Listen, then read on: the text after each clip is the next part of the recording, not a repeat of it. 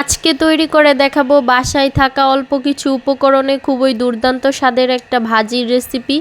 তো এখানে হচ্ছে প্রথমে আমি পেঁয়াজ কুচি, কাঁচামরিচ কুচি এবং 2টা শুকনা মরিচ দিয়ে ভালোভাবে বেজে এখন হচ্ছে এই কিউব করে কেটে রাখা আলু দিয়ে দিব। আলুটা সুন্দর করে ভাজতে থাকবো। এর মাঝখানে দিয়ে দিব অল্প একটু হলুদ গুঁড়া আর হচ্ছে দিয়ে দিব স্বাদমতো লবণ।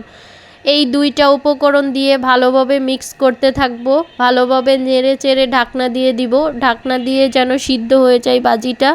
তো এই যে দেখুন আমি খুব সুন্দর করে ভাজিটা করে নিচ্ছি। তেলের পরিমাণটা কিন্তু একটু বাড়িয়ে দিতে হবে এখানে, কারণ এখানে আমি আরেকটা উপকরণ অ্যাড করব, সেটা হলো ডিম। ডিম দিয়ে এই মজাদার আলু ভাজিটা কে কে করে খেয়েছেন অবশ্যই কমেন্ট করে জানাবেন।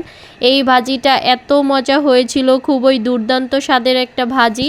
যে কোনো সময় বাসায় মাছ মাংস না থাকলে এই ভাজিটা করে খেয়ে দেখতে পারেন, খুবই মজা। এই তো এই পর্যায়ে এসে আমার আলুটা সিদ্ধ হয়ে গেছে। এখন দিয়ে দিচ্ছি একটা ডিম।